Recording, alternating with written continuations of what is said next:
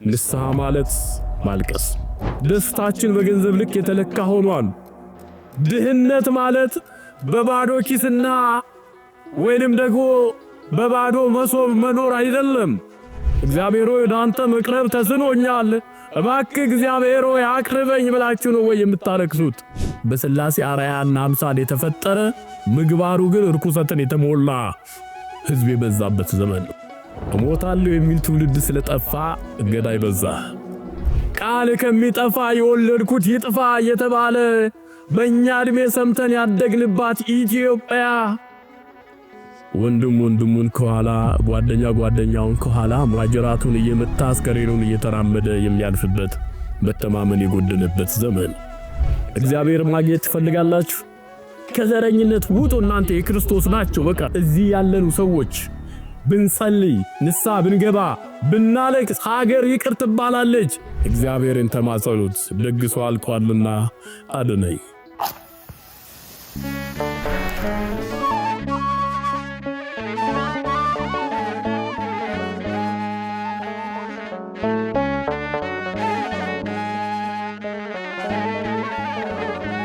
በስመ አብ ወወልድ ወመንፈስ ቅዱስ አሐዱ አምላክ አሜን። በዚህ ዘመን እግዚአብሔር ካልጠበቀ በቀር ማን በራሱ ወጥቶ የሚገባ ማን አለ? በዚህ ዘመን እግዚአብሔር ካላበረታ በቀር በዚህ ዘመን ብቻ አይደለም የሰው ልጅ ብቻውን በርትቶ የሚራመድበትስ ጊዜ ከወዴት አለ? እግዚአብሔር ግን ሁል ጊዜ ብርቱ ነውና እሱን አምኖ የተጠጋ ለጎደለነቱ ሙላትን፣ ለአቅም ማነስ ብርታትን፣ ለውድቀት መነሳትን እግዚአብሔር እያደለን ዛሬ ላይ ያደርሶናልና አምላክ ሆይ እስከ ሕይወታችን ፍጻሜ ድረስ ከኛ ጋር እንዲሆን ቅዱስ ፈቃዱ ይሁንልን። ዛሬ እግዚአብሔር ቢወድና ቢረዳን አጠር ላለ ደቂቃ የምንማማርበት የትምህርታችን ርዕስ የሚሆነው ነቢየ እግዚአብሔር ቅዱስ ዳዊት በተናገረው በአንድ የመዝሙር ክፍል ላይ ተመርኩዘን እግዚአብሔር የወደደና የፈቀደውን ይነግረናል። እኛ ደግሞ እንድንሰማው እግዚአብሔር አምላክ የእርጋታ ልብ ያድልን። ቅዱስ የሰራዊት ጌታ እግዚአብሔር ሆይ ለቀደሙት አባቶቻችን ለነቢያትና ለሐዋርያት እየረዳ እንዲናገሩ አንደበትና ብርታት እየሆነ እነሱንም ለክብር ያበቃቸው እኔ የምናገርበትን አንደበት ልጆች የሚሰሙበትን እዝነ ልቦና ይህ ብቻ አይደለም፣ ብዙ ጊዜ ሰምተናልና ሰምተን የምንኖርበትን መንፈሳዊ ጽናትና ሀብት እግዚአብሔር ያድለን። አድህነኒ እግዚኦ እስመ ኀልቀ ኄር ወውህደ ሃይማኖት እምእጓለ እምሕያው። አቤቱ ደግ ሰው አልቋልና አድነኝ፣ ከሰው ልጆችም መተማመን ጎድሏልና። የምንማማርበት ርዕስ ይህ ነው። እስኪ እንን ቃል ሁላችሁም ተናገሩ። አቤቱ ደግ ሰው አልቋልና በሉ። አድነን፣ ከሰው ልጆችም መተማመን ጎድሏልና። ይህንን ቃል የተናገረው ነቢየ እግዚአብሔር ቅዱስ ዳዊት ነው። ብዙ ቤተክርስቲያን ስንዱ እመቤት ናት። የዕለቱን ወንጌል ማስተማር አለዛም ደግሞ በዕለቱ የምትቀድሰው ቅዳሴ፣ የምትዘምረው መዝሙር፣ የምትሰብከው ወንጌል፣ የምታነበው ወንጌል፣ የምትቀድሰው ቅዳሴ፣ የምትቆመው ማህሌት፣ የምታደርሰው ኪዳን አለ። ከነዛ መካከል መዞና መርጦ እግዚአብሔር በፈቀደና በወደደ መጠን ማስተማር የቤተ ክርስቲያን ሥርዓት ነው። ነገር ግን እግዚአብሔር ደግሞ የወደደውን የሚናገርበትን እግዚአብሔር ፈቅዶ መርጦ እንድናገር አድርጎኛልና እግዚአብሔር ምን ይነግረን ይሆን? እግዚአብሔር ምን ይለን ይሆን? እግዚአብሔር ምንስ ያዘን ይሆን? እኔም እንደናንተ ተማሪ ነኝ። እግዚአብሔር ሁላችንን የሚያስተምረን የዚህ ትምህርት መሰረታዊ ዓላማ በዚህ ውጣ ውረድ በበዛበት ዓለም ውስጥ ስንኖር በአንድ ቀን ማጣት ሌላ ቀን ማግኘት፣ አንድ ቀን ደስታ ሌላ ቀን ሐዘን በሚፈራረቅበት፣ አንድ ቀን ሳቅ ፈገግታ ሌላ ቀን እንባ በሚደራረብበት ዓለም ውስጥ ስንኖር የቱንም ያክል ከጎናችን ያሉ ሰዎች እግዚአብሔርን የማያውቁና የማይፈሩ ቢሆኑም እንኳን ለእግዚአብሔር ግን በብቸኝነትም ቢሆን ታምኖ መኖር እንደሚገባ ከማይዝለው ከግንዱ ላይ ከእቅፉ ላይ ሳይርቁ መኖር እንደሚገባ ማስተማርና ማስረዳት ይሆናል። ቅድም እንዳልኳችሁ ይህንን ቃል የተናገረው ነቢየ እግዚአብሔር ቅዱስ ዳዊት ነው። ዳዊት 7 ዓመት በኢየሩሳሌም 33 ዓመት በኢየሩሳሌም 7 ዓመት በኬብሮን የእግዚአብሔርን ሕዝብ እስራኤልን የመራ ከበግረኝነት ማንም ሳይኖረው በብላቴና ዕድሜው ተመርጦ ለንግስና የተሾመ የ7 ሀብታት ባለቤት በንግስና ዙፋኑ ላይ ያለ እግዚአብሔር ሆይ ሁሉን ላንተ ትቻለውና አንተ ምራልኝ ብሎ ራሱንም የሚመራውን ሕዝብ የነገሰበትንም ንግስና የእግዚአብሔር እንደሆነ አውቆ የተረዳና ሁሉን አሳልፎ የሰጠ የእግዚአብሔር ወዳጅ በእግዚአብሔር ዘንድ እንደ ልቤ ብያለሁ ተብሎ የተጠራ ቅዱስ ዳዊት ይህንን ቃል ተናገረ። ዳዊት ለእግዚአብሔር ቅርብ የነበረ ሰው ነውና የሰውን ድካም አንተ ታውቃለህ ብሎ የለመነ ሰው ሆኖ የማይሳሳት እንደሌለ ይረዳ ያውቅ ነበረ። የእግዚአብሔርን ምሕረት በብዛት አምልቶና አስፍቶ የተናገረ በመዝሙሩ እግዚአብሔር እንደማይተው እግዚአብሔር ነፃ እንደሚያወጣ የለመኑትን እንደማይነሳ የዘመረ የእግዚአብሔር ባለሟል ዳዊት እንዲህ አለ። በአንድ ወቅት ላይ ሕዝበ እስራኤልን በሚመራ ሰዓት ከጠላቶቹ ከጎን ካሉ ከፍልስጤማውያን ጋር እየተዋጋ በነበረበት ጊዜ ዳዊት ይመራው የነበረ ሕዝብ እግዚአብሔርን የሚያመልክ እንዲሆን እግዚአብሔር ደጋግሞ ይነግረው ነበርና ሕዝቡ ግን ወደ እግዚአብሔር ከመቅረብ ይልቅ በራሱ መንገድ የራሱን ምርጫ መርጦ ይፋጠን ነበርና እግዚአብሔር ለወዳጆቹ ቅርብ ነውና ዳዊትን ለምንድነው የምትመራው ሕዝብ ከኔ የራቀው ብሎ ጠየቀው። ጌታ ሆይ ጥፋቱ ከኔ ይሆን ወይስ ከምመራው ሕዝብ ይሆን? እኔ በድዬ እንዳይሆን እግዚአብሔር ሆይ እኔ ከበደልኩ እኔ ያለሁበት ዙፋን ያንተ እንዳልሆነ አስቤ ከሆነ እግዚአብሔር ሆይ በቃ እኔ ይበቃኛል፣ ሕዝብህ ግን እባክህን ከአንተ እቅፍ እንዳይወጣ ብሎ የተናገረ ዳዊት አባቶቻችን ሕዝቡ ከሚጠፋ ያንተ ወዳጅ ሆነ ሁሉ ዋጋ የከፈልክለት በአርአያና በአምሳልህ የፈጠርከው ፍጥረት ሁሉ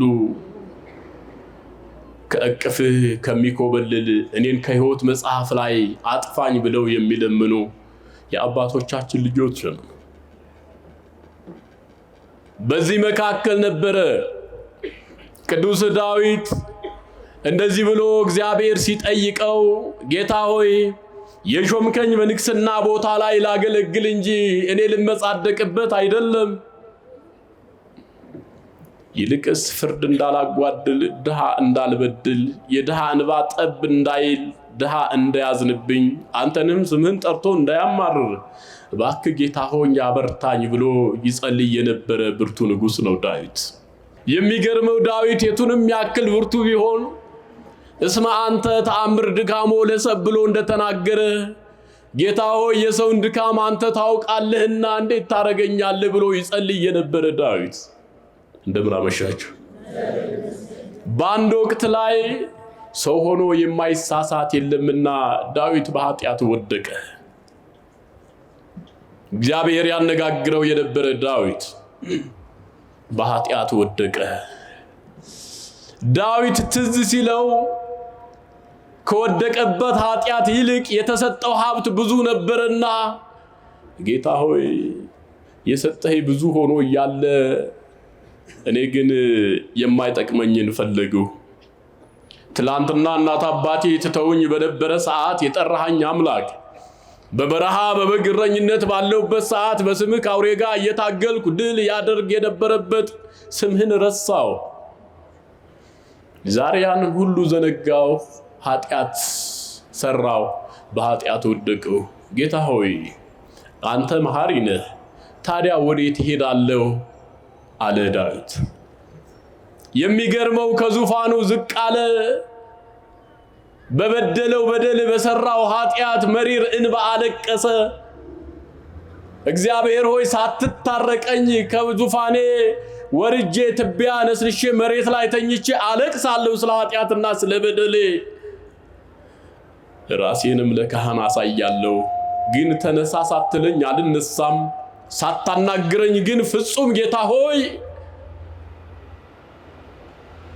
አልነሳም አለ። እግዚአብሔር አየው ይላል። እግዚአብሔር ሁላችንንም ይሄን የሚገርመው ዳዊት ሲናገር ስለ ኃጢአቴ ያለቀስኩ ስለ በደሌ ተጸጸትኩ እንባዬ መሪር ሆነ ወበአንብኤ አርሃስኩ ምስካቤ በማለቅስበት ሰዓት ኃጢአቴ ትዝ እያለኝ ምህረትህ እየበረከተብኝ እየበዛብኝ እኔ በደልኩት በደል ግን ጌታ ሆይ ቀና ብዬ አንተ ለማናገርና ስምህን ለመጥራት መድፈር ተሳነኝ። ጌታ ሆይ ይቅር በለኝ አለ። እግዚአብሔር ይቅር ይበለን። እኔ የሚገርመኝ የእግዚአብሔር ምህረቱ ነው። እግዚአብሔር ወመኑ መሐሪ ዘከማከ አለ ቅዱስ ያሬድ። ጌታ ሆይ እንዳንተ አይነት መሐሪ ማን አለ? ሰው የሰውን በሚያወራ ሰዓት የራሱን ሸፍኖ እያየ ዝም የምትል እንዳንተ አይነት መሐሪ ማን አለ? ሰው ራሱን ጻድቅ አድርጎ ሰውን ሲኮንን፣ ጓደኛውን ሲኮንን፣ ጎረቤቱን ሲያማ፣ አንተ ግን ከባቴ አበሳነህና ዝም የምትልና የምትታገስ የዛሬውን መጥፋት ሳይሆን የነገውን መመለስ የምትጠባበቅ እንዳንተ አይነት መሐሪ ማን አለ? እንደ ብሉይ ኪዳኑ ጊዜ ሰው የሰራው ኃጢአት በግንባሩ ላይ ቢጻፍ እኔ እናንተ የኔ የጓደኛችሁን ብትመለከቱ ባል የሚስቱን ሚስት የባሉን ቢያይ የሰራው የተናገረው ያከናወነው ያሰበውና ያወራው ቢገለጥ ማንን ያይ ነበረ? ማንስ ማን ፊት ይቆም ነበረ? ማን ጻድቅ ነኝ ብሎ አልበደልኩም ብሎ በድፍረት ሊቆም የሚችል ማን ነበረ? እግዚአብሔር እንደው የሚደሰትበትስ ልጄ አንተ ጻድቅ ነህ ብሎ እግዚአብሔር በሙሉ አፉ መስክሮ የሚናገርበትስ አንድ ሰው ከመካከላችን ይኖር? ማን ያውቃል? ሱማኮ የበቁም እግዚአብሔር የሚያነጋግራቸውም እግዚአብሔር የሚያማክራቸውም ያማክራል ስላችሁ ስለ ህዝቡ እንዲጸልዩ ህዝቡ ያጣውን ነገር እግዚአብሔር የማያውቅ ሆኖ ሳይሆን እግዚአብሔር ከሰው መስማት ይፈልጋልና እግዚአብሔር ሳትናገር የልብህን የሚያውቅ ከሆነ እግዚአብሔር ምስክር ሳያሻው የሚፈርድ ከሆነ እግዚአብሔር ብርሃን ሳይፈልግ በጨለማ ውስጥ ያለውን የሚያይ ከሆነ አንደበት ለምን ተፈጠረ ይላል ቅዱስ ዮሐንስ አፈወርቅ። አንደበት እግዚአብሔር እንድታመሰግንበት። በቃ እግዚአብሔር ከአንደበት የሚወጣ ነገር ይፈልጋል። የልቤን እግዚአብሔር ያውቀዋል። ባልጸልይም የልቤ እምነት አለ አትበል፣ ጸልይ። አንደበቴ የተፈጠረው ጌታ ሆይ ብለህ አባታችን ሆይ ብለህ እንድትጸልይ ነው። ይህ ሁሉ ነገር ተደረገ። ዳዊት አንሶላ እስኪሚርስ ድረስ አለቀስኩ በድያለሁና አሁን ማረኝ አለ። እግዚአብሔር ለካ የሚወደውን እግዚአብሔር የሚፈልገውን የእግዚአብሔርን የልብ ፍላጎት ዳዊት እንዴት እንደተረዳ የሚገርም ምስጢር ነው። መሪር የሆነ እንባ ካለቀሰ በኋላ ዳዊት እግዚአብሔር ምን አለው? ዳዊት የልቤን መሻት እንዴት አወቅህ?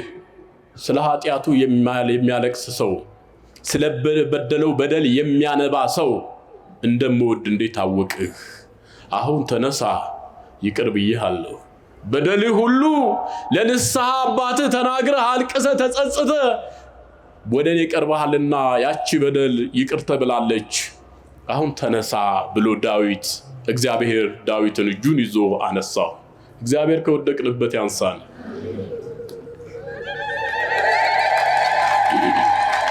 አያችሁ፣ ዳዊት የበደለውን በደል አመነ። ዳዊት የሰራውን ኃጢአት አመነ። ዳዊት ካመነ በኋላ የሚገባውን እግዚአብሔር የሚወደውን ወደ ካህን ቀርቦ ንስሐ ገብቶ መሪር እንባ አለቀሰ። የተሰጠውንም ቀኖና ጨረሰ። ከእግዚአብሔር ጋር ተገናኘ። ንጹሕ ልብ ነበረውና እግዚአብሔር አናገረው፣ አወራው። እስመ በአንጽሖ መንፈስ ርኢይዎ ነቢያት ለእግዚአብሔር ወተናጸሩ ገጽ በገጽ። ቅዳሴ ማርያም። አባቶቻችን ነቢያት፣ ሐዋርያት፣ ቅዱሳን ከኃጢአት በራቀ ማንነት ለእግዚአብሔር ቅርብ በሆነ ሰውነት ልባቸውን ለእግዚአብሔር በማስገዛት ሰውነታቸው ለክርስቶስ ዙፋን በማድረግ ከእግዚአብሔር ጋር ያወሩ ነበረ፣ ይነጋገሩ ነበረ። ቃል በቃል ነው የሚለው፣ ቃል በቃል ያወሩ ነበረ ፊት ለፊት። አባቶቻችንን ያናገረ እግዚአብሔር ዛሬም ከኛ ጋር ነው። እኛ ግን እንኳን እንደ አባቶቻችን ቃል በቃል ከእግዚአብሔር ጋር መነጋገር ይቅርና የጠየቅነው ጥያቄ እንኳን መልስ አጥቷል። ዳዊት ተነሳ ተባለ፣ ተነሳ፣ በረታ። ዳዊት የልቤን አውቀሃል፣ እንባ እንደምፈልግ ተረድተሃል፣ ልብ አምላክ ቅዱስ ዳዊት ብያለሁ ተብሎ በእግዚአብሔር ተሾመ። ለካ እግዚአብሔር ዳዊት የሚወድ እግዚአብሔር የሚወደውን ዳዊት ያደረገው ምንድነው? ስለ ኃጢአቱ ማልቀስ ነው። ምን አልኳችሁ? ስለ ኃጢአቱ ማልቀስ ነው። ታለቅሳላችሁ። የሚያስፈራ የእንባ ዘለላ ዱብ ዱብ ታደርጋላችሁ። የምናለቅሰው ግን እግዚአብሔርን ፍለጋ ነው ወይ? የምናለቅሰው ግን እግዚአብሔር ሆይ የፈጠርከኝ ዓላማና የምኖረው ሕይወት ተለያይቶብኛል፣ ጌታ ሆይ ደክሜያለሁ፣ ዝያለሁ፣ እግዚአብሔር ሆይ ወደ አንተ መቅረብ ተስኖኛል፣ እባክህ እግዚአብሔር ሆይ አቅርበኝ ብላችሁ ነው ወይ የምታለቅሱት? እሱማ እንባ ንስሐ ነው።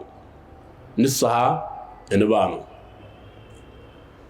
የምታለቅሰው ግን የምትወደው ጓደኛ ስለተለየህ አይደለም። ያማረው ትዳር ስለፈረሰ አይደለም። የምትፈልገውን ያክል ገንዘብ ኢኮኖሚ ማማ ላይ ስለደረስክ ስላልደረስክም አይደለም። የምታለቅሰው ግን እግዚአብሔር በድያለሁ፣ የኋላ ታሪኬን ሳስታውስ ደክሜያለሁ፣ እባክህን ትምረኝ ዘንድ ከንስሐ አባቴ ቀርቤ ንስሐ እንድቀበል አበርታኝ። ከተቀበልክ በኋላ ጌታ ሆይ ትምረኝ ዘንድ እንባዬን ወደ አንተ ረጫለሁ፣ መስዋዕት አድርጌ ለአንተ አቀርባለሁ። ጌታ ሆይ ያ እንባ ያንተን የሥላሴን የዙፋን መጋረጃ ይከፍታል። ለጥያቄ መልስ ይዞ ይመጣል። እንባዬም ይታበሳል፣ ከአንተም ጋር እታረቃለሁ። በሰማይ ክብር፣ በምድር ደግሞ የልመናዬ መሻት ሁሉ ይፈጸማል ብለህ የምታለቅሰው እንባ እግዚአብሔር ጋር ይደርሳል። ንስሐ ማለት ማልቀስ ነው፣ መቆጨት፣ መከንከን ነው። የዳዊት ታሪክ እንደዚህ እያለ ይቀጥላል። ንግባኪ አበጥንተ ነገር አለ አባ ሕርያቆስ በቅዳሴው። ወደ ቀደመው ርዕሴ ልመለስ። አቤቱ ደግ ሰው አልቋልና ምን በለኝ ነው ያለው? ምን በለኝ አለ? አድነኝ አለ። እንዲህ ያለበት ምክንያቱ ከዚህ በኋላ እስራኤልን እየመራ በነበረበት ሰዓት ሰው ሁሉ፣ ትውልዱ፣ ህዝቡ ግማሹ ግብረ ሰዶም የሚያመልክ ነው የሚሰራ ነው። አንዳንዱ ጣዖት የሚያመልክ ነው። ሌላው ዘረኛ ራስ ወዳድ ነው። አንዳንዱ ለትዳሩ የማይታመን ወንበዴ ነው። አንዳንዱ ደግሞ እግዚአብሔር የማይወደውን ፍጹም ተግባር የሚያከናውን አረመኔያዊ ስራ የሚሰራ በሥላሴ አርአያና አምሳል የተፈጠረ ምግባሩ ግን ርኩሰትን የተሞላ ሕዝብ የበዛበት ዘመን ነው። ዳዊት ግራ ገባው። ሰው እርስ በርሱ ይገዳደላል። ግራ ገባው ዳዊት። ከኔ ነው ጥፋቱ? ከሕዝቡ ነው? እግዚአብሔር እንዴት ትቶኝ ነው? እግዚአብሔር በምን ተቀየመ አለ። ልክ እንደዚህ ዘመን መሪና ተመሪ የማይስማማበት ክፉ ዘመን ነበረ። ይህን ቃል የተናገረበት ዘመን ዳዊት ሁሉም በራሱ መንገድ የሚሄድ አመፀኛ ትውልድ የበዛበት ዘመን ነበር። ዳዊት ሰው ሲጣላ የሚያሸማግል አንድ ሽማግሌ እንኳን አጣ። ዳዊት አማክሩኝ ሲላቸው ከደግነት ይልቅ ክፋትን የሚመክሩት በዙ። ይህንን ሲያስብ ብቸኝነት ተሰማው። ጌታ ሆይ አቤቱ ደግ ሰው አልቋልና አድነኝ፣ ከሰው ልጆችም መተማመን ጎድሏልና ለአደራ የሚበቃ አንድም ሰው የለም። አምላክ ሆይ አድነኝ፣ ና ወደኔ፣ ያላንተ ደጋፊ የለኝም። እባክህ የሰውንም ልቦና ከክፋት ወደ ደግነት መልሰው አለ ዳዊት። እግዚአብሔር ልቦናችንን በደግነት መንገድ እንዲጓዝ ይርዳን አለ ዳዊት። ደግ ማለት ምን ማለት ነው? ደግ ማለት ከራስ በላይ ለሌላ የሚጨነቅ ያለውን የሚያካፍል ሞቱን እያሰበ እግዚአብሔር ሆይ ያቺ የኔ ቀን የምትጠራባት ቀን መቼ ትሆን ብሎ የሚጸጸት ዘረኛ ያልሆነ እግዚአብሔርን ብቻ የሚያመልክ ራስ ወዳድ ያልሆነ በሥርዓተ ቤተ ክርስቲያን የሚጓዝ ሃይማኖቱን የሚጠብቅ ቀናኢ የሆነ ሰው ሲበድል ላለመበደል መጣር፣ ካጠፋና ከተሳሳተ ሳይውል ሳያድር ንስሐ የሚገባ ደግ ሰው። እግዚአብሔር የሚወደው ሰው ይህ ነው አለ ዳዊት። ይህ ሰው በዳዊት ዘመን አልነበረም። አሁን የጠቀስኩላችሁ ግማሹን ልናደርግ እንችላለን፣ ነገር ግን ሙሉ ለሙሉ የሚሰራ የለም። በዚህ ዘመን ትመጸውቱ ይሆናል፣ ነገር ግን እዚህ ጋር አንደበታችሁ የሚናገረው እርኩሰትን ነው። ዝክር ታዘክሩ ታስቀድሱ ይሆናል፣ ስትወጡ ግን የማይገባ ስራ ታደርጋላችሁ፣ ታከናውናላችሁ። እግዚአብሔር ፊት የሚቀያየርና የሚለዋወጥ ማንነት ያለው ተግባር የሚፈጽም ሰው በእግዚአብሔር ፊት ተቀባይነት የለውም። በቃ አንተ ሃይማኖተኛ ነህ፣ ክርስቶስን መምሰል ነው። በቃ አንተ ሀገርህ በሰማይ ነው፣ እንደ እግዚአብሔር ታምነህ መኖር ነው። እንደ እግዚአብሔር ጻድቅና ቅዱስ መሆን ነው። በቃ አንተ ይቺን ምድር ለትንሽ ጊዜ ከኖርክ በኋላ የምትሰናበት ፍጡር ነህ። በቃ ለነፍስ ሳይሆን ለስጋ ሳይሆን ለነፍስ ቅድሚያ መስጠት ነው። እሞታለሁ የሚል ትውልድ ስለጠፋ ገዳይ በዛ። እሞታለሁ የሚል ትውልድ ስለጠፋ ወንድሙ እየተራበ እሱ ማትረፍን ተለማመደ። እሞታለሁ የሚል ትውልድ፣ ደካማ ነኝ የሚል ትውልድ ስለጠፋ ሁሉም እግዚአብሔርን ትቶ በራሱ መንገድ ሩጫ ጀመረ። ነገር ግን ሮጦ እግዚአብሔርን ትቶ የቀደመ አንድም የለም። እግዚአብሔርን ይዞ ያዘገመ ካሰበበት ይደርሳል። እግዚአብሔርን ትቶ የሮጠ ባጭር ይቀራል። አሁን እኮ ዘመኑ እንደውም አባቶች እያሉ ወጣቶች የሚቀጠፉበት ዘመን አይደለም እንዴ? ኢትሰረኒ በአመተ መንፈቄ ያለ ቅዱስ ዳዊት ሲናገር በእድሜ እኩሌታ አትውሰደኝ፣ አምላክ ሆይ አንተ የፈቀድክልኝ እድሜ 60 ሆኖ ከሆነ በ30 ዓመቴ በ20 ዓመቴ ወይም በ40 ዓመቴ አትጥራኝ፣ በእድሜ እኩሌታ አትውሰደኝ አለ። የ70 ዓመት አዛውንት እያሉ ይሙቱ ማለት አይደለም። እግዚአብሔር የ90 ዓመት የ100 ዓመትም አድርጎ እያሉ አበርትቶ ማኖር አይችልም እንደ እግዚአብሔር? እድሜ መቀጠል አይችልም እንደ እግዚአብሔር? ማኖርና መውሰድ የማን ነው? ማጽደቅና መኮንን መሾምና መሻር የማን ነው? እዚህ ምድር ላይ በላይኛውም ዓለም ሁሉም ስልጣን የማን ነው? እኛ ራሳችን የማን ነን? ለዚህ አይደል እንዴ ሁሉ ከእርሱ ሁሉ በእርሱ ሁሉ ለእርሱ ነው አለ። ምን ማለት ነው? ሁሉ ከእግዚአብሔር የሚገኝ እግዚአብሔር ያስገኘው እግዚአብሔር ወደዚህ ምድር ያመጣው ሁሉ በእግዚአብሔር ፈቃድ የመጣ ነው አለ። ሰው የሚጨነቅበት ንብረት ነው። ሰው የሚጨነቅበት ሀብት ነው። የማግኘትና የማጣት ጉዳይ ነው። አሁን ደስታችን በገንዘብ ልክ የተለካ ሆኗል አይደለም። ደስታ ግን በገንዘብ ልክ የተመጠነ በምታገኘውና በምታጣው ልክ የሚሄድና የሚመጣ ሳይሆን መሆን ያለበት ደስታ ከእግዚአብሔር ጋር ስለኖርኩ ብቻ ሁሌ ሙሉ ነኝ ብሎ ማሰብ ነው። በአይለጸግነት ብዙ ገንዘብ ኖሮ ኢንቨስት ማድረግ አይደለም። በአይለጸግነት ማለት በአይለጸጋ የሆነውን ክርስቶስን ይዞ መኖር ነው። ድህነት ማለት በባዶ ኪስና ወይንም ደግሞ በባዶ መሶብ መኖር አይደለም። ለምትበሉትና ለምትጠጡት አትጨነቁ ብሎ የተናገረ አምላክ አይደለም እንዴ? አሁን በዚህ ኑሮ ውድነት ብዙዎቻችን የሚያስጨንቀን የምንበላውና የምንለብሰው ጉዳይ አይደለም እንዴ? አንድ ቀን ብሞት የት ደርሳለሁ በክርስቶስ ቀኝ ስቆም ምን እናገራለሁ ብለን ተጨንቀን እናውቃለን እንዴ? የሚያስጨንቀን የቁርስ ጉዳይ፣ የምሳ ጉዳይ፣ የራት ጉዳይ፣ አለዛም የአስቤዛ ጉዳይ፣ የቤት ኪራይ፣ የትራንስፖርት ወጪ አይደለም እንዴ የሚያስጨንቀን? ግን እኮ ከምናገኘው ገቢ በላይ እያወጣን የሚያኖረን አምላክ እኮ ነው ያለን። በምታገኙት ገንዘብ ልክ ነው እንደ የምትኖሩት ነው። አያችሁ፣ ይህንን ፍጹም እምነት ሳይኖራችሁ ከምታገኙት ገንዘብ በላይ ከወርሃዊ ገቢያችሁ በላይ እያወጣችሁ የምትኖሩት እግዚአብሔር ያኖረኛል ስላላችሁ አይደለም። እየሮጣችሁ እግዚአብሔር እየጠበቃችሁ ነው። እግዚአብሔር በቃ እንዳረገ ያርገኝ ብላችሁ ብትሰሩማ እግዚአብሔር ከዚህ በላይ ምን ያደርግላችኋል? ለሚያምን ሁሉ ይቻለዋል። ሳታምኑ ነው የሚያኖራችሁ ያልኳችሁ ለምን እንደሆነ ታውቃላችሁ? እግዚአብሔር አበረከተልኝ ብሎ እግዚአብሔር ሰጠኝ ሞላልኝ ብሎ የሚያመሰግን ጥቂት ነው። ሌላው አቋራጭ ተጠቀምኩ፣ እኔ ብልህ ባልሆን፣ የሚረዳኝ ወገን ባይኖር፣ የተቀመጥኩበት ቦታ ትክክል ባይሆን፣ በድካሜ በላቤ በጥረቴ እንጂ እግዚአብሔር አደረገልኝ የሚል ጥቂት ነው። ግን ግድ የለም እግዚአብሔር አደረገልኝ በሉ። ተምረ ስራ ስታገኝ እግዚአብሔር አደረገልኝ ይበል።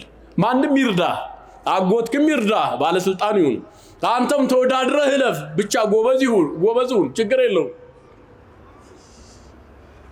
በአቋራጭም ግባ፣ ተጉዘህም እለፍ። ማን አደረገልኝ በሉ? እግዚአብሔር አደረገልኝ በሉ። ሰይጣን አጥብቆ የሚጠላው የሰራችሁትን ስራ ሁሉ ለእግዚአብሔር አሳልፋችሁ ስትሰጡ የዛሬው ውድቀታችሁ ሳይሆን የነገ ስኬታችሁ ያናድደዋል ሰይጣን። በቃ እግዚአብሔር አደረገልኝ በሉ። ታክመህ ዳን፣ እግዚአብሔር አዳነኝ በል። በቃ ወልደ ሳም፣ እግዚአብሔር ባረከኝ በል። በቃ ያማረ የተወደደ ህይወት ምራ፣ እግዚአብሔር አከናወነልኝ በል። በቃ አንተ ምን አለ? እግዚአብሔር ቅድም እንዳልኳችሁ ሁሉ ከሱ መጣንኛ። ሁላችን በእግዚአብሔር አርአያና አምሳል በሱ ፈቃድ ተወለድን መጣን። ሁላችን በእግዚአብሔር ፈቃድ እንኖራለን። ሁላችን በእግዚአብሔር ፈቃድ ተመልሰን እንሄዳለን። የኛ የሆነ ምን አለ? ስለዚህ ማን አደረገልኝ ትላላችሁ? ጤና ሆነ እንድትመላለስ ማን አደረገ? አእምሮ በንጽህና እንዲሰራ ከተለያዩ የአእምሮ በሽታዎች ነፃ አድርጎ እንድታስብ እግር ሙሉ እንዲሆን አይን የቀኑንም የማታውንም ብርሃኑንም ጨለማውንም እንዲመለከት ልብ ደም እንዲረጭ ኩላሊት እንዲያጣራ ብዙ ሴሎችን የተሸከምክ በሕክምና ባለሙያዎች ስትታይና ሲነገርህ አንዳንዴም አንተ ባለፈ ባገደመ በሆነ ጥበብ ስትመለከት ሰው እንዲህ ነው እንዴ ብለህ የምትደነቅ አንተ አቁሞ እግዚአብሔር አበርትቶ ሙሉ አድርጎ ሳትሰናከል እዚህ ያደረሰ ማን ነው? ስለዚህ ማን አደረገ? ሁሉን እግዚአብሔር አደረገ። ዳዊት ልክ እንደዚህ ዘመን ሁሉን እግዚአብሔር እያደረገ እርስ በርሱ ይጣላ፣ ይናከስ፣ ይበጣበጥ፣ ይገዳደል የነበረ ህዝብ ነበረና ጌታ ሆይ አንድም ከጎን የሚሆን ሰው አጥቻለሁ። ህዝብ ቅዱስ ነው፣ ነቢያት ይናገራሉ፣ ስላንተ ስለወደፊቱም ይመሰክራሉ። ነገር ግን ህዝብ በቃ ማመን ተስኖታል። እባክህ ደግ ሰው አልቋልና አድነኝ አለ። ኢትዮጵያ ውስጥ አሁን ቅድስት ሀገር ኢትዮጵያ እያልን የርክስና ስራ የምንሰራ ጥቂቶች ነን።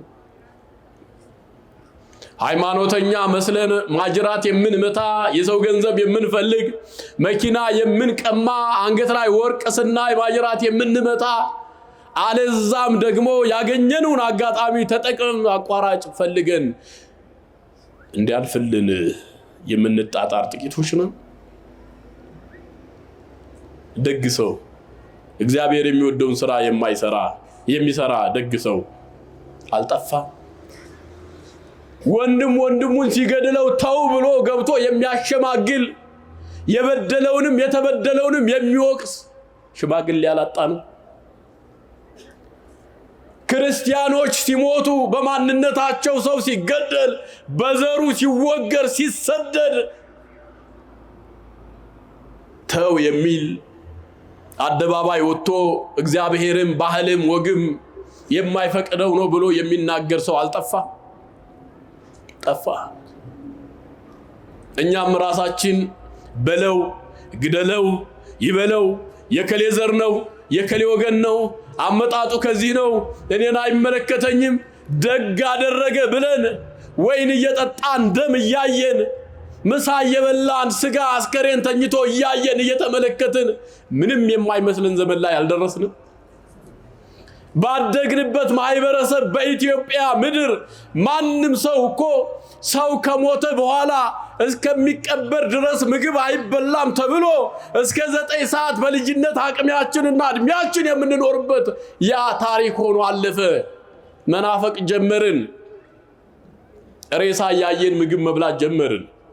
ሚጠጣ እየጠጣን ደም ሲፈስ ማየት ጀመርን። ተለማመድ ነው።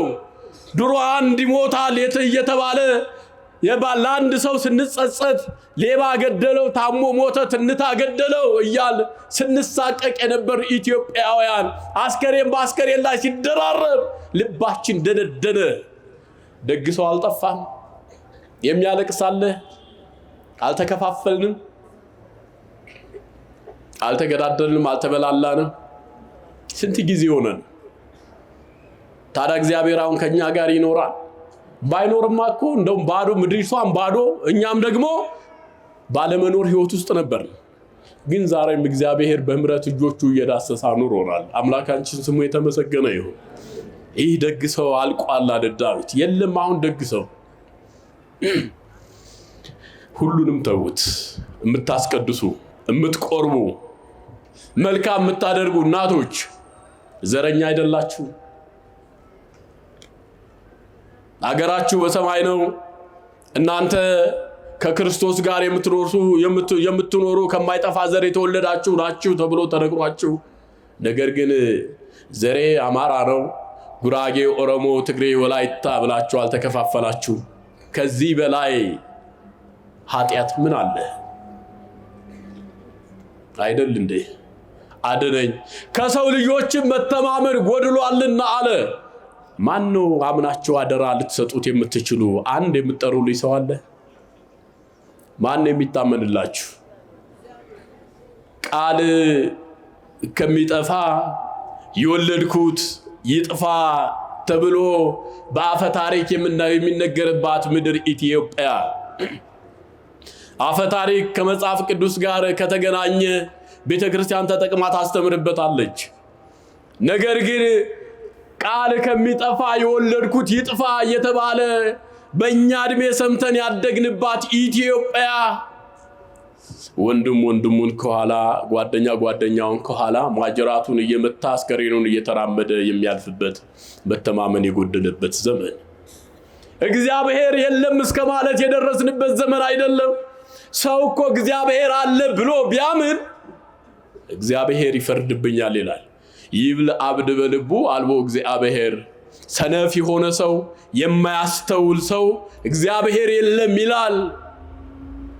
እነዚህ ሰዎች በስራቸው የጎሰቆሉ ናቸው፣ እግዚአብሔር የለም የሚሉ በሰፈሩት ቁና እንደሚሰፈሩ የማያውቁ ከሞት በኋላ ሕይወት እንዳለ ፍርድ እንዳለ የማይረዱ ራሳቸው ለዘላለም እንኖራለን ብለው የሚያስቡ አለዛም ጊዜያዊ ተድላቸውን ብቻ ተጠቅመው በእግዚአብሔር ላይ የሚረማመዱ አምላክነቱን የካዱ ጉረሯቸው የተከፈተ ለክፋትና ለተንኮል ከመናገር ወደ ኋላ የማይሉ ልባቸው ውስጥ መሪር የሆነ የእባብ መርዝ ያነገቡ እነዚህ ክፉዎች ያሉበት ዘመን ነው አለ።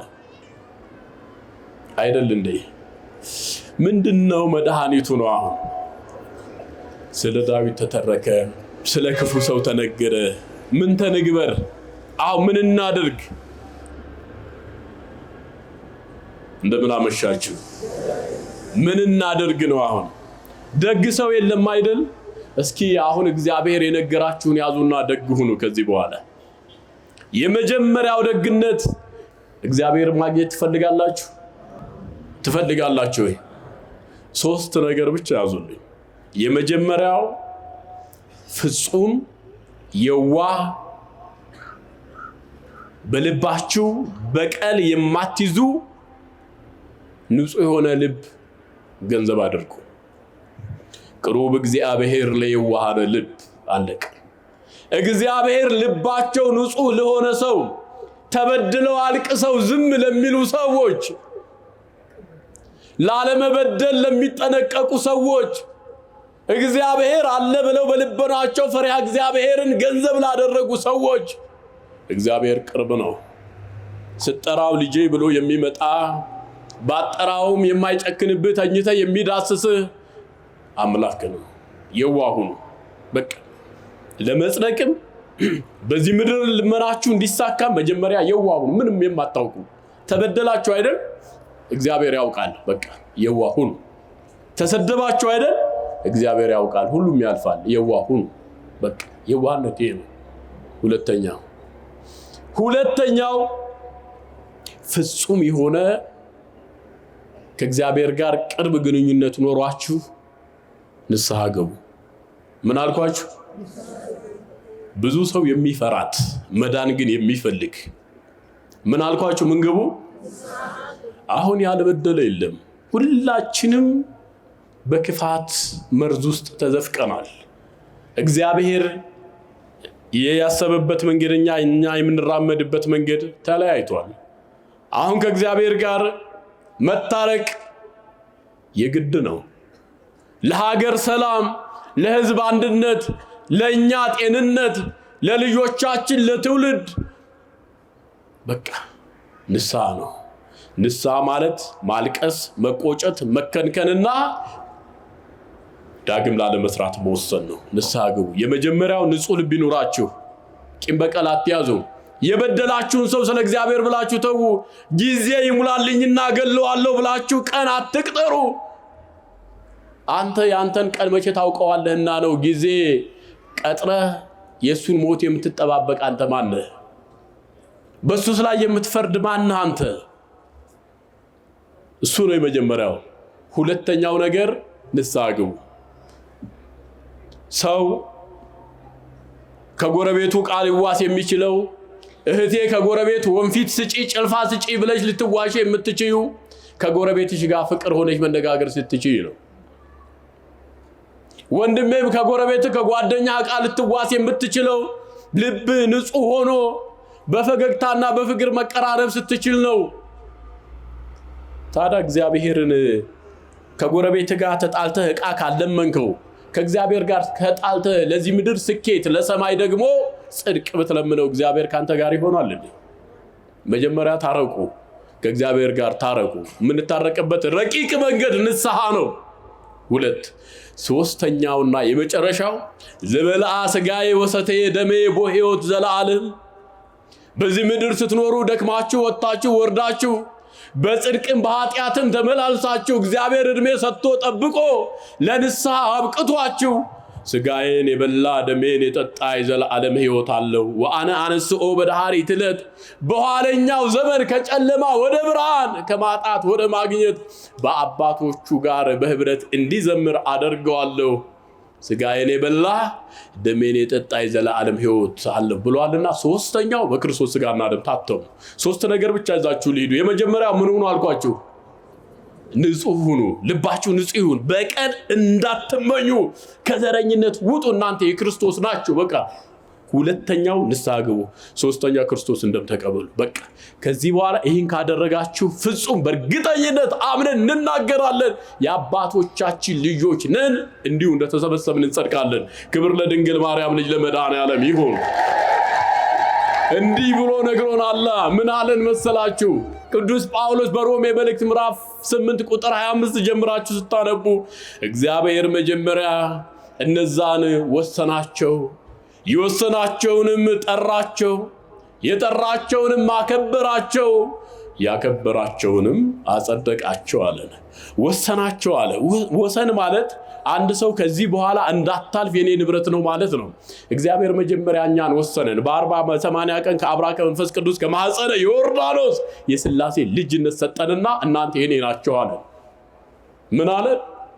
የኔ ናችሁ አለን። የኔ ናችሁ አለን። አያችሁ፣ እኛ እኮ ከባለሟሎች ሁሉ ባለሟል ነን። እኛ እኮ ክብር ካላቸው በላይ ሁሉ ክብር ያለንን። እኛ እኮ በምድር አይደለም በሰማይ መዝገብ ስማችን የተጻፈ ወለተ ማርያም ገብረ ማርያም የሚለው ስም ለጌጥ የተሰጠ ሳይሆን እግዚአብሔር አንተን የሚጠራበት የሚያውቅበት ስምህ ነው። እነዛን ወሰናቸዋል። ወሰነን በ40-80 ቀን የወሰናቸው ምን አደረገ? ጠራቸው። ይኸው ጠራን። ጠራችሁ ምን ሊያደርግ? ሊያስተምራችሁ፣ ተምራችሁ ስትሄዱ በበረከት ሊጎበኛችሁ፣ ጎደሏችሁን ሊሞላ፣ እግዚአብሔር የለመናችሁትን ሊሰጣችሁ፣ የታመማችሁትን ሊያድናችሁ፣ ጥያቄያችሁን ሊትመልስላችሁ እግዚአብሔር ጠራችሁ። የጠራቸው ምን አደረጋቸው አለ? አጸደቃቸው። አስተምሮ ንስሐ ግቡ፣ ስጋው ደግሞ ተቀበሉ ብሎ እግዚአብሔር ያጸድቃችኋል። ካጸደቃችሁ በኋላ አከበራቸው። የጽድቅ አክሊል አቀናጅቶ በክርስቶስ እቅፍ ስትኖር የጽድቅ አክሊልህን አድርገህ ረሃብ፣ ጥም፣ ማጣት፣ ስደት የሌለበት ከአባቶቻችን ጋር ስትዘምር ከብረህ መኖር። ሶስቱን ብቻ አድርጉ። ስለዚህ ዳዊትን አቤቱ ደግ ሰው አልቋልና አድነኝ አለ። ደግ እንሁን። እኛ ምን እንሁን? ደግነት ማለት መጀመሪያ ከዘረኝነት ውጡ። እሺ፣ ፍጹም በሰው መሞት እዘኑ፣ ፍጹም በሰው እንባ አልቅሱ። እንዴ ከሚያለቅሱት ጋር አልቅሱ፣ ደስ ከሚላቸውም ጋር ተደሰቱ። የታመሙትን ጠይቁ፣ የታሰሩትን አስፈቱ፣ የተራቡትንም አብሉ። ሁለት ካላችሁ አንዱ ለሌላ ስጡ አይደል እንደሚለው ወንጌሉ? አይደል እንደሚለው? የመጀመሪያ ከዘረኝነት ውጡ፣ ደግ ሁኑ። ሁለተኛ ነገር ካላችሁ ላይ አካፍሉ፣ ሁሉንም ትታችሁ ትሄዳላችሁ። ሶስተኛው ነገር በምግባር በሃይማኖት ኑሩ። እኛ ደግ እንሁን። እዚህ ያለኑ ሰዎች ብንጸልይ፣ ንስሐ ብንገባ፣ ብናለቅስ ሀገር ይቅር ትባላለች። ምስቅልቅሏ የወጣችዋ ምድሪቷ ሰላም ትሆናለች። ደም ይፈስባት የነበረች ምድር ለምን ለሌላ አሳልፈን እንሰጣለን? ለምን ሰው እንወቅሳለን? እኔ ንጹህ ነኝ ያትሉ። ምናልባት ወይ በኔ ወይ በእናንተ ኃጢአት የሚሞት ሌላ ሰው ሊኖር ይችላል። ወይ በኔ ወይ በእናንተ ኃጢአት ሊፈስ የሚችል ደም ሊኖር ይችላል። በቃ እግዚአብሔርን አክብሩ፣ ለምድር ባለስልጣናት ተገዙ። ቅዱስ ጳውሎስ የሚናገረው ይህንን ነው። በሮሜ መልእክቱ ምዕራፍ 13 ላይ ከእግዚአብሔር የተሾመ ሁሉ እግዚአብሔር የፈቀደልን ባለስልጣን፣ እሱ ሌላ መንገድ ነው። ለደስታ ለሐዘን የሚለው ሌላ መንገድ ነው። እግዚአብሔር የሾመው ባለስልጣን ሁሉ እግዚአብሔር የፈቀደለት ነው። ለበላይ አካል ለባለስልጣን ተገዙ ይላል። ደግ ሁኑ፣ እራሩ፣ አልቅሱ፣ ስለ ሀገር ለምኑ፣ እግዚአብሔርን ተማጸኑት። ደግ ሰው አልቋልና አድነኝ፣ ከሰው ልጆችን መተማመን ጎድሏልና። ጌታ ሆይ የበደልንበት ዘመን ብዙ ነው። ምናልባት በእኛ በደል እንዳይሆን ሁሉ መከራ የመጣው እኛንም ይቅር በለን። እግዚአብሔር ይቅር ብሎን በጽድቅ ተመላልሰን ሃይማኖታችንን ጠብቀን ስለ ትናንትናው በደልና ኃጢአት አልቅሰን ንስሐ ገብተን በምግባር ታንጸን እግዚአብሔርን ደስ አሰኝተን ለምድራችን ሰላም ለምነን ቅዱስ ሥጋውን ክቡር ደሙን ተቀብለን መንግስቱን እንድንወርስ እግዚአብሔር በቸርነቱ ይርዳን። የዋህ ሁኑ፣ ንስሐ ግቡ፣ ሥጋና ደሙን ተቀበሉ። እግዚአብሔር ይማረን፣ ይቅር ይበለን። ያስተማረን አምላክ ክብር ለስሙ ይሁን። ይቆየን።